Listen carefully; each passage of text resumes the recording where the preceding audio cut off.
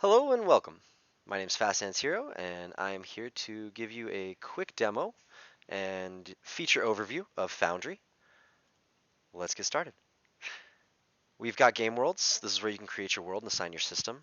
D&D 5e, Pathfinder 2e, Call of Cthulhu, it supports all of these and more. You're able to name your world. You can add a brief synopsis of your world here. You can put a little intro picture, which we'll get to in just a moment. You'll be able to see the next date and time of your session. I think that's really neat. Gives you a good overview really quickly, and if you're running multiple games, it's really, really nice. You've got your game system, which you get to pick. Modules. So this is where there's a lot of depth and breadth, and we'll cover the modules in probably its own separate series, going through several of them and why they're great. But this is a way to modify the system and to change up things in it that you might not like, or add in features that might not be supported in the system, vanilla. You've got your configuration, which is how you set up your game as far as porting in your players. There's plenty of tutorials on that. I don't need to get into it. And then update software. Let's jump in. So I'm going to launch Grab the Jewel of Koth. That's the game I'm currently running right now. Here's that intro picture that I kind of told you about. It'll pop up here. And jump in, Dungeon Master, and join game session. Now, your players don't need an access key unless you want to set one up. I personally don't, because I only give my port to people that I'm playing with at the time. So that's just me. You do you. We're going to basically start from the top and work our way down. First thing you'll notice is that some music starts right off the bat. And I think the most important thing you need to know is how to set your scene in this world. So we'll start there. You've got your scenes, which should be right here. This allows you to pull a map, image, what have you. You name the scene. You can create the scene, and basically that's how you get this backdrop I have here. Up in the upper left is kind of your toolbar for scenes where you can configure. This is where I was able to set the weather and the music effects to render automatically. After scenes, I think probably you're going to want some actors. Over here, actor directory, you can import any of your D&D Beyond assets with one of those fancy modules, and there's a ton of assets already in Foundry that you can utilize. But this is where you go to create your player characters, your monsters, your NPCs, anything like that. Just like creating a scene, you click create actor, and bada bing, bada boom, you write in their name, and you can go from there. Once again, I'll be doing full videos on each one of these and how to, a little tutorial of how to do it. After actors, some combat. Over here, you've got your combat tracker. If you select your characters here, I have a module that gives you a little utility belt and allows you to right click on your character and bring this up. Boom.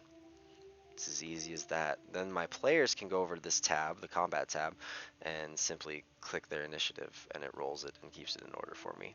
Super handy. And where might you see all those rolls and everything that happens in your game? Well, on your chat tab. Here it's going to keep track of pretty much everything. I've got the dice tray module.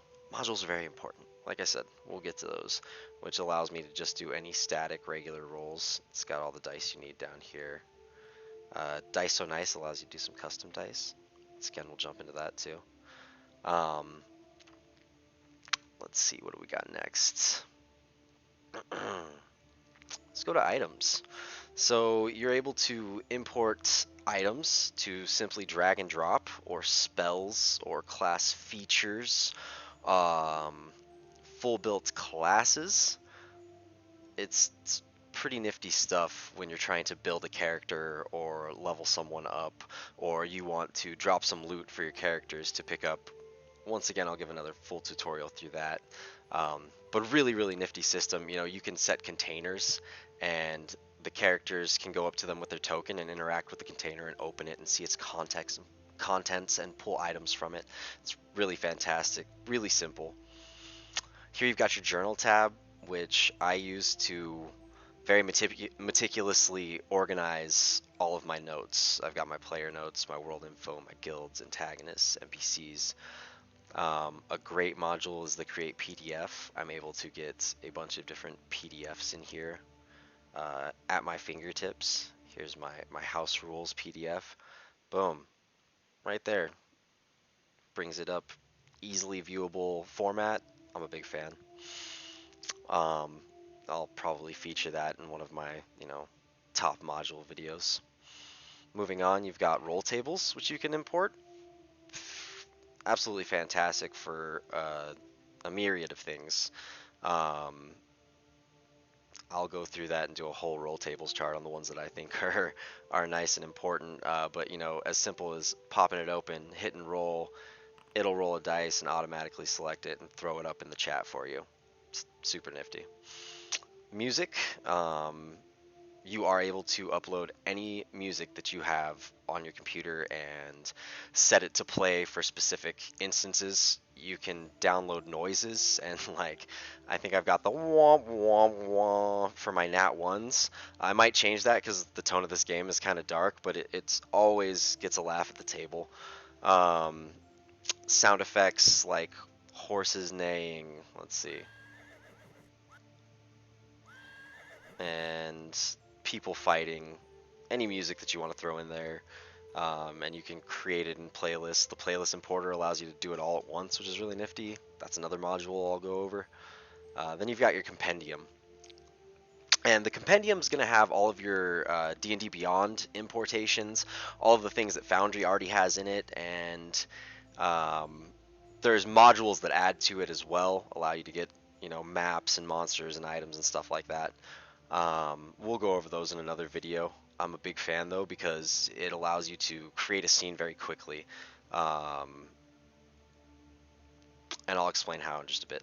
Then you've got your settings where you're able to manage all your modules, configuring players. That's how you can set your players, who's allowed to come into the game, what their name is when they're in the game, what tokens they have control of, and what accesses to the system they have. So that's this big toolbar over here. Now if you follow me over to the left, you've got this one too, and from the DM's side, you've got a lot more features here as opposed to the player's side. But just really simply, we can run through a couple things so you can get an idea, and I'll do another video going through each one of them and showing you how I use them and how they can be effective, in helping you create your game. But really quickly, under the person tab, that's how you control tokens. You can grab them, drag them. I've got all three of those guys selected as well. That's your selecting one. Targeting enemies, a measuring stick, which is so nifty. Look at that. How far away are they? Now we know. You've got the one below it with the ruler. That's for dropping templates for spells and such, or any area of effects you have. Let's see. Drawing, creating walls, lighting, music, weather effects, all that good stuff. Up here you've got any of the scenes that you've set. You can toggle their navigation so that they'll pop up here for a quick view, quick selection. You're able to pull a player to a specific scene and go there as well. If you notice this little target right here by Eltigrad, that means the scene's activated. That's where all the players are going to be just standard. Now, say one of the players goes to a different map than the other players, I can then click on this scene, find the player down here, drag them to current scene, it'll bring them to the one that I am on. Here's one of the maps that I created recently, which is featured on my Patreon. I'll leave a link below. And I think that might be about it for right now, folks. I will, like I said, do a comprehensive video on tons of things. I've got a whole series planned for Foundry where we're going to be going over all the modules I use, the ways I set up my game, the things I do to make it easier. I've got a lot of experience using Foundry. I've been using it for about 9 months now, and I noticed there's not a whole lot of content on here that's like quick, easily digestible. So I'm trying to do that for y'all. Uh, Please give me a like, a subscribe, and hopefully this helps you out. All right, take care.